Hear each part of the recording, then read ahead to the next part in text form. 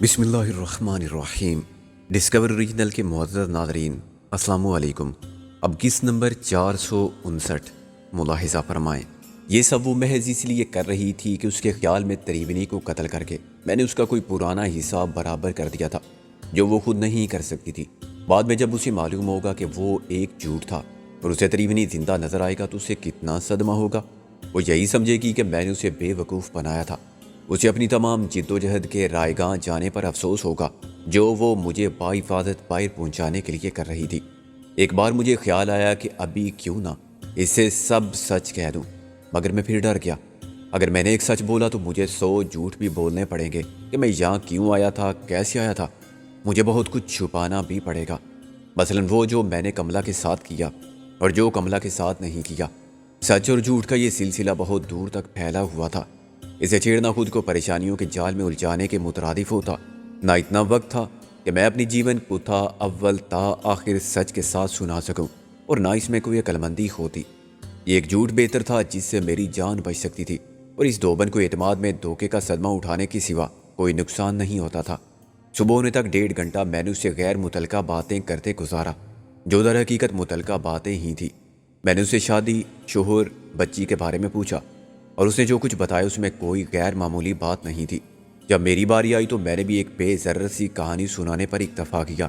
ایک بیوی اور ایک بچے کی کہانی اور ایک گھر کی کہانی، اس میں دوبن کے لیے کوئی خاص بات نہ تھی۔ دونوں کی کہانی میں فرق صرف سوشل اسٹیٹس کا تھا۔ اس کا خیال تھا کہ تریونی کا دشمن اور قاتل کوئی غریب، کمزور اور معمولی آدمی نہیں ہو سکتا۔ میں نے اسے اتفاق کیا اور کہا کہ میں تریونی کی طرح دولت مند تو نہیں ہوں، لیکن طاقت صرف دولت ہی سے نہیں آتی بلکہ جذبات سے بھی حاصل ہوتی ہے، اور تریونی کو میں نے بھی اپنا انتقام لینے کے لیے قتل کیا ہے۔ صبح 5:30 بجے اس نے مجھے چائے بنا کے پلائی اور خود بھی پی۔ وہ چائے مجھے اس لیے بہت اچھی لگی کہ اس میں اعتماد، خلوص نیت کی مہک تھی۔ اس نے مجھے تقویت دی اور یقین عطا کیا کہ جد و جہد ختم نہیں ہوئی۔ شکاری جو تدبیریں چاہیں کریں، تقدیر نے ان کا ہر جال کاٹ دیا ہے اور ان کی ہر چال ناکام کر دی ہے، لیکن یہ بات ابھی وہ نہیں جانتے۔ شاید انہیں کبھی معلوم نہ ہوگا کہ ایسے سخت حفاظتی انتظامات کو ایک دوبن کی عقل نے بے مصرف کر دیا تھا۔ میں نے میلی کپڑے باندھنے میں اس کی مدد کی۔ اتنی دیر میں وہ گدھے کو گاڑی میں جوت کے لیے لے آئی۔ گٹھری کو گاڑی میں رکھنے کے بعد اس نے کہا، اب تو اس کے بیچ میں بیٹھ جا بابو۔ کیا یعنی مجھے بھی گٹھری میں باندھو گی؟ میں نے کہا، اور کیا، گٹھری کے اوپر سجا کے لے جاؤں گی؟ وہ بولی، اسی طرح ہر جمعے کی صبح گٹھری لے جاتی ہوں میں۔ اچھا، یہ دیکھ لو کہ کسی نے چیک کر لیا تو؟ ارے کچھ نہیں ہوگا، تو بیٹھ بیچ میں۔ وہ بولی، تمہاری بچی تو ابھی سو رہی ہے۔ میں نے کہا، وہ سوتی رہے گی۔ اس نے کہا، میں واپس آ جاؤں گی 2 گھنٹے میں۔ تم اسے کوارٹر میں ایسے ہی چھوڑ جاؤ گی؟ وہ ڈرے گی نہیں اور جا کے رونے لگی تو؟ ابھی اس کا باپ آ جائے گا گھنٹہ بھر بعد 7 بجے۔ وہ بولی۔ میں کچھ دیر سوچتا رہا، پھر میں نے کہا، تمہارا شکریہ تو میں کیا عطا کروں، میرے پاس الفاظ ہیں مگر بے کار ہیں۔ یہ احسان ایسا ہے کہ میں اس کا بدلہ کبھی چکانے کی کوشش بھی نہیں کر سکتا۔ میں کبھی پھر ادھر سے گزروں گا بھی نہیں، لیکن میں تمہیں یاد رکھوں گا ہمیشہ۔ اب برا مت ماننا ایک بات کا۔ میں نے جیب میں سے 1000 روپے نکالے اور سوتی ہوئی بچی کی مٹھی میں پکڑا دیے۔ جب یہ سو کر اٹھے نا تو اسے بتا دینا کہ تمہارا ایک ماما آیا تھا بہت دور سے، وہ دے گیا۔ اس نے احتجاج کے لیے منہ کھولا اور پھر نہ جانے کیا سوچ کے چپ رہی۔ رشتوں کا بھرم رکھنے کے لیے آدمی بہت کچھ برداشت کر جاتا ہے۔ اللہ حافظ، میرے منہ سے بے اختیار نکل گیا۔ مسلمان ہو تم؟ اس نے چونک کر کہا اور اس کا چہرہ اتر گیا۔ ہاں، ممبئی میں اور سارے ہندوستان میں مسلمان بہت ہیں۔ میں نے اس کی مایوسی پر حیران ہو کر کہا، میں تم سے پہلے پوچھ لیتی تو اچھا تھا۔ مجھے تھوڑا سا افسوس ہوا، کیا تم نے ہندو سمجھ کے میری مدد کی تھی؟ اگر تم کو پہلے ہی معلوم ہو جاتا کہ میں مسلمان ہوں تو مجھے پکڑوا دیتی۔ معلوم نہیں، چلو چھوڑو اب۔ نہیں، مجھے بتاؤ کیا ہے یہ بات؟ تم ہمت والی اور مضبوط کردار کی عورت ہو، تمہارا دل بہت بڑا ہے۔ وہ بھی ایک بڑا ہمت والا مسلمان مرد تھا اور بڑا نیک سمجھا جاتا تھا اسے بھی، جس نے میری ماں کو اغوا کر لیا تھا۔ وہ زہر آلود لہجے میں بولی، اتنی بڑی داڑھی تھی اس کی، ایک بالش کی۔ وہ بھی مضبوط کردار کا مالک تھا۔ میں نے کہا، تالی ایک ہاتھ سے تو نہیں بجتی۔ اس نے مجھے نفرت سے دیکھا۔ تم میری ماں پر الزام لگا رہے ہو کہ وہ اپنی مرضی سے بھاگی تھی، اپنے گھر اور بچوں کو چھوڑ کے۔ نہیں، یہ مطلب نہیں تھا میرا۔ میں نے دل ہی دل میں سخت شرمندہ ہو کے کہا، کب کی بات ہے یہ؟ اس وقت کی جب ہم جان بچا کر بھاگ رہے تھے۔ اس نے ہماری مجبوری سے فائدہ اٹھا لیا، ہمیں سرحد پار پہنچانے کے بہانے لوٹ لیا، میری ماں کو مجھ سے جدا کر دیا، اسے وہ دھوکے سے واپس لے گیا اور ہمیں بھی سرحدی لٹیروں کے سپرد کر گیا۔ معلوم نہیں اس پر کیا بیتی، ضرور اس نے خودکشی کر لی ہوگی۔ وہ بے حد مغموم نظر آنے لگی تھی۔ میں نے کہا تم نے یا تمہارے باپ نے بعد میں کبھی اس کے بارے میں معلوم کرنے کی کوشش کی؟ کہاں جاتے، کس سے پوچھتے اور کیسے معلوم کرتے؟ آخر میں یہی معلوم ہوتا کہ مر گئی وہ۔ یہ سب واقعی افسوسناک ہے۔ جو کچھ اس زمانے میں کسی کے ساتھ بھی ہوا برا ہوا۔ ایک ایسا ہی دور تھا وہ جب انسانوں پر بھی شیطان سوار تھا۔ میں کسی کی صفائی پیش نہیں کرتا، لیکن سب لوگ ایک سے نہیں ہوتے، اچھے برے دونوں طرف تھے۔ اب میں تم کو کیا بتاؤں کہ میرے ساتھ کیا ہوا تھا۔ میرا تو پورا خاندان کٹ گیا تھا، جس میں میری ماں تھی، بہنیں تھی، چھوٹے بھائی تھے، میں لاشوں کے نیچے پڑا رہ گیا تھا۔ میری ایک بہن نے کنویں میں کود کے جان دے دی تھی۔ کیا اس بنیاد پر مجھے ان سب سے نفرت ہونی چاہیے جو مسلمان نہیں ہیں؟ ہر ہندو سکھ کو دشمن سمجھنا چاہیے؟ وہ حیرانی سے مجھے دیکھتی رہی۔ اس کی آنکھوں میں نفرت کا زہریلا رنگ اب باقی نہیں رہا تھا۔ لوگ اونٹ کے بارے میں کہتے ہیں کہ جب تک پہاڑ کے نیچے سے نہ گزرے خود کو سب سے بڑا سمجھتا رہتا ہے۔ آدمی بھی خود کو سب سے زیادہ مظلوم اور مصیبت زدہ سمجھتا ہے، مگر پھر کوئی اسے زیادہ بدقسمت مل جاتا ہے تو اسے احساس ہوتا ہے کہ ایک میرے دل کا ہی زخم خون چکا نہیں، یہاں اور بھی دل ہیں جو زخموں سے لہو فشاں ہیں۔ اپنی کتاب عمر سے ماضی کے خونی اقتباس سنا کے میں نے کسی حد تک اپنا مقصد حاصل کر لیا تھا۔ اب وہ قدرے شرمندہ نظر آ رہی تھی۔ اور تم خوش قسمت یوں بھی ہو، میں نے کہا، کہ اب آباد ہو۔ میرے ساتھ ابھی تک بدقسمتی کا سفر جاری ہے۔ پہلے میرے باپ کو قتل کیا گیا۔ وہ ایک شریف آدمی تھا۔ اس کے دشمنوں نے پہلے اس کا سارا کاروبار ہتھیا دیا، پھر اسے اپنے راستے سے ہٹا دیا۔ آج کل وہ میرے پیچھے ہیں۔ تریونی بھی انہی کا ساتھی تھا۔ مجھے افسوس ہے کہ میں تم کو ساری کہانی نہیں سنا سکتا۔ یہ سمجھ لو کہ جو کچھ میں نے کہا اس کا ایک ایک لفظ سچ ہے۔ ہاں، ایک جھوٹ بولا تھا میں نے تم سے، ضرورت کے تحت۔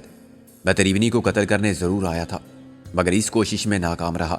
پہلے میں اس کی پاگل بیٹی کے چکر میں پھنس گیا تھا۔ اسے جان چھڑا کے بھاگا تو ایک شخص میرے ہاتھوں مارا گیا جس نے مجھے روکنے کی کوشش کی تھی۔ ایک کو میں نے زخمی کر دیا تھا۔ تو تریونی زندہ ہے؟ وہ آہستہ سے بولی۔ ہاں، وہ ابھی زندہ ہے۔ ابھی اس کے لیے اللہ کی طرف سے ملنے والی زندگی کی مہلت تمام نہیں ہوئی۔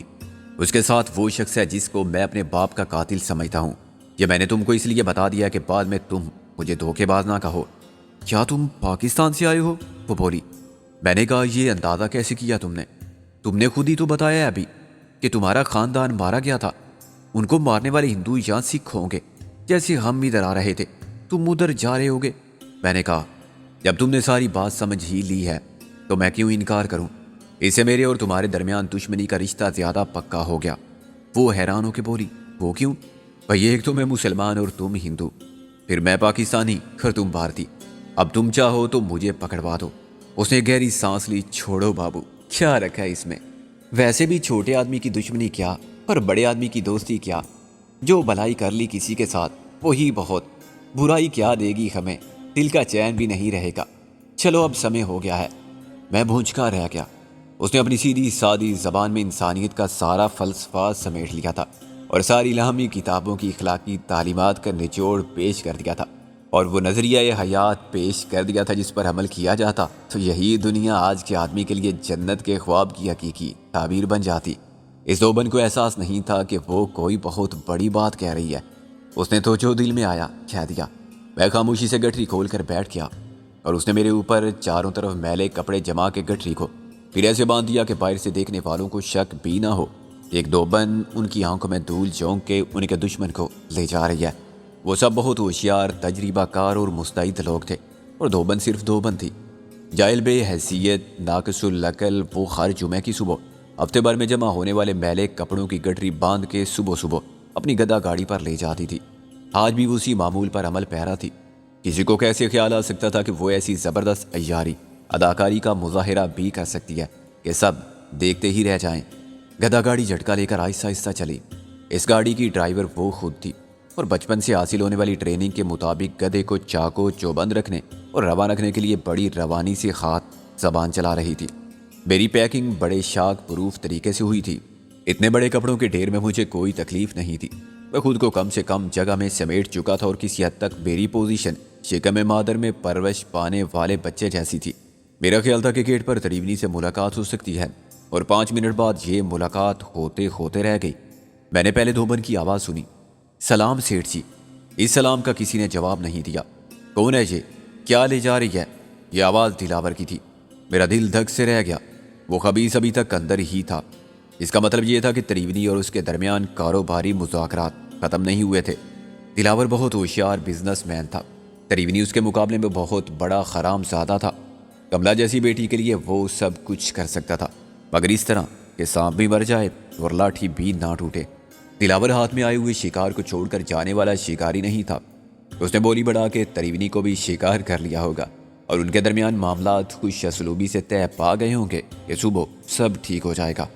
ارے کھول دروازہ، منہ کیا دیکھ رہا ہے میرا؟ اتنی خوبصورت تو نہیں ہوں میں، دھوبن نے کہا۔ تریونی دلاور نے کہا، یہ دھوبن ہے، جانے دو اسے۔ تریونی بولا، میں کہتا ہوں چیک کر لو، اس گٹری میں فضول باتیں مت کرو۔ میں کسی ملازم پر شک کرنے کا عادی نہیں۔ کیا ملازم نمک حرام نہیں ہوتے؟ دلاور نے خفگی سے کہا، میرے ملازم نہیں ہوتے۔ تریونی نے مختصر جواب دیا۔ شاید دلاور کی اس بات سے تسلی نہیں ہوئی تھی۔ میں نے اپنے چاروں طرف دباؤ محسوس کیا۔ یہ دلاور کے ہاتھ تھے جو گٹری کو ٹٹول رہے تھے۔ حسین گن میرے سینے سے لگی ہوئی تھی۔ میں کسی بھی ناخوشگوار صورتحال کے لیے بالکل تیار تھا۔ اپنے دریافت کر لیے جانے کے امکانات کو میں نے ایک لمحے کے لیے بھی نظر انداز نہیں کیا تھا، اور اس بارے میں میرے ذہن میں کوئی ابہام نہ تھا۔ اگر دلاور اس گٹری کو کھولتا یا شک کا اظہار بھی کرتا تو میں خود ہی باہر نکل آتا اور پھر جو بھی سامنے آتا اسے بون دیتا۔ مشین گن کا ایک راؤنڈ ان سب سے نمٹنے کے لیے کافی ہوتا جو گیٹ پر موجود تھے۔ ہائے رام، تم کیا دیکھ رہے ہو اس میں صاحب؟ دھوبن نے کہا، تمہارا کوئی جانگی آ گیا کیا؟ ہم دھو دیں گے۔ بہت بدتمیز عورت ہے، دلاور نے برہمی سے کہا، مگر اس کا ہاتھ گٹری پر سے ہٹ گیا۔ چل دفع ہو جا۔ یہ آواز تریونی کی تھی۔ میں نے اللہ کا شکر ادا کیا اور اپنے اعصاب کو ڈھیلا چھوڑ دیا، جو چند منٹ کی شدید آزمائش میں سخت کشیدہ ہو گئے تھے۔ سکون اور تحفظ و عافیت کا خیال میرے سارے وجود میں راحت مسرت کا احساس بن کے پھیلنے لگا۔ گدا گاڑی نے پھر جھٹکا لیا اور آگے بڑھی۔ مجھے فرار کی ان گنت کہانیاں یاد آ گئی۔ کیسے کیسے ناممکن طریقے اختیار کر کے لوگ ان قید خانوں سے نکل گئے تھے جن کے بارے میں مشہور تھا کہ وہاں سے جسم کے ساتھ روح نہیں نکل سکتی۔ ہاں، روح نکل جائے تو پھر جسم باہر جا سکتا ہے۔ میرا طریقہ سب سے انوکھا رہا۔ شاید جب تک انسان میں زندہ رہنے، آزاد رہنے کی خواہش ہے، قید کرنے والے ناممکنات کے زندان تعمیر کرتے رہیں گے، مگر ارادے رکھنے والے ان کی شکست کے نئے سامان نئے انداز سے حاصل کرتے رہیں گے، اور یہ مقابلہ جاری رہے گا۔ ایک بار پھر میں اپنی جد و جہد کے کامیاب ہو جانے کی خوشی میں اللہ کے سامنے شکر گزاری کے جذبات کا اظہار کرنے پر مجبور تھا۔ اس نے مجھے ہمت، طاقت دی اور پھر وسائل دیے اور راستہ دیا۔ گدا گاڑی جیسے ایک طلسماتی سواری بن گئی، اڑنے والے قالین کی طرح، جس پر سوار ہو کے میں اپنے دشمنوں کے سامنے سے گزر گیا اور وہ مجھے دیکھ بھی نہ سکے۔ میں آ رہا ہوں، میں آ رہا ہوں، میں نے زبان خاموشی میں چلا کے اپنے دوستوں سے کہا۔ یہ ایک شب کی جدائی تو کوئی بات نہیں، میں نے رابعہ سے کہا۔ بلاخر گدا گاڑی ٹھہر گئی۔ دھوبن نے کہا، آ جاؤ باہر بابو، خطرے کی اب کوئی بات نہیں ہے۔ میں نے ہاتھ پیر چلا کے میلے کپڑوں کو ادھر ادھر کیا اور اس گٹری میں سے ایسے باہر آیا جیسے انڈے کے خول میں سے چوزا برآمد ہوتا ہے۔ یاہو، میں نے چلا کے کہا، دھوبن the great woman of the year, تم کو MRS کی طرف سے 31 گن کا سیلیوٹ۔ وہ مجھے ایسے دیکھنے لگی جیسے میں پاگل ہو گیا ہوں۔ اس کا ایسا سمجھنا غلط بھی نہ تھا۔ میرے جذبات کی کیفیت میں پاگل پن نمایاں تھا۔ میرا دل چاہتا تھا کہ میں دھوبن کی کمر میں ہاتھ ڈال کے ایک زبردست پنگڑا ڈالوں اور کوئی فضول سا گانا بھی گاؤں، مثلاً دھوبن تیرے حوصلے کا بول بالا، کر دیا دشمنوں کا منہ کالا وغیرہ۔ لیکن گدا گاڑی سے چھلانگ مارنے کے بعد میں نے صرف اس کا ہاتھ پکڑ کے دوسری بار چوما اور اپنی آنکھوں سے لگا کر کہا، اللہ کرے کبھی تمہاری زندگی میں کوئی غم نہ آئے۔ میرا اللہ، تمہارا بھگوان تمہیں وہ سب کچھ دے جس سے خوشی ملتی ہے۔ وہ ہنسی، اب کہاں جاؤ گے تم؟ جہاں سینگ سمائیں۔ میں نے کہا، کیا سینگ ہے میرے سر پر؟ نہیں، گدھے کے سر پر سینگ کہاں؟ میرا مطلب ہے کہ جہاں تقدیر لے جائے، تم اب جاؤ، اللہ حافظ۔ اس نے ہاتھ جوڑ کے کہا، بھگوان رکشا کریں تمہاری۔ اچانک مجھے ایک خیال آیا، مس دھوبن، یہ کپڑے تو خیر چل جائیں گے، مگر ایک چادر دے دو مجھے جس میں یہ چھپا لوں میں۔ میں نے مشین گن کو اٹھا کے کہا۔ اس نے کہا، کپڑے بھی بدلنے ہیں تو دیکھ لو اس ڈھیر میں۔ میں نے کہا، نہیں، بس یہ چادر کافی ہے، اور اس میں سے ایک چادر نکال کے بکل مار لی۔ اس طرح میرا اسلحہ ہی نہیں سوٹ بھی نمایاں نہ رہا۔ اب نیچے صرف پتلون دکھائی دیتی تھی، جزوی طور پر چادر نے میرے چہرے کو بھی چھپا لیا تھا۔ فضا میں آغاز شہر کی معمولی سی خنکی اور نمی تھی۔ آسمان کے کنارے روشن ہونے لگے تھے۔ گدا گاڑی آگے بڑھی اور میں نے اس کے پیچھے پیدل چلنا شروع کر دیا۔ وہ سڑک ابھی ویران تھی، اس کے دونوں جانب بہت عالی شان کوٹھیاں تھیں، چنانچہ اس سڑک پر عام پبلک کا گزر نہ تھا۔ اکا دکا سائیکل سوار اخبار ڈالنے والے تھے۔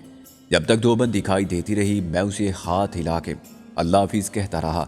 پھر میں نے سامنے سے پولیس کی گاڑی آتے دیکھی اور ایک درخت کی اوٹ میں ہو گیا۔ میرے اندازے کے مطابق ابھی میں تریونی ہاؤس سے 1 میل دور تھا، شاید اس سے بھی کم۔ چنانچہ یہ ممکن تھا کہ پولیس کی اس گاڑی کو وہیں بلایا گیا ہو جہاں قتل کی واردات بہرحال ہو چکی تھی۔ تریونی اور اس کے نمک خواروں نے اپنے برسوں کے تجربے اور مہارت سے حاصل ہونے والی مستعدی کے ساتھ میری تلاش میں محل کا چپا چپا چھان مارا تھا، لیکن وہ مجھے برآمد کرنے میں ناکام رہے تھے۔ ان کی اس ناکامی کا احساس میرے لیے بے حد مسرت کا باعث تھا، اور وہ اس یقین میں مبتلا ہوں گے کہ میں ان کے زبردست حفاظتی انتظامات کے باعث اندر ہی کہیں روپوش ہوں، اور اپنی چالاکی یا خوش قسمتی کے باعث ان کی نظر مجھے تلاش کرنے میں ناکام ہے۔ لیکن بکرے کی ماں کب تک خیر منائے گی؟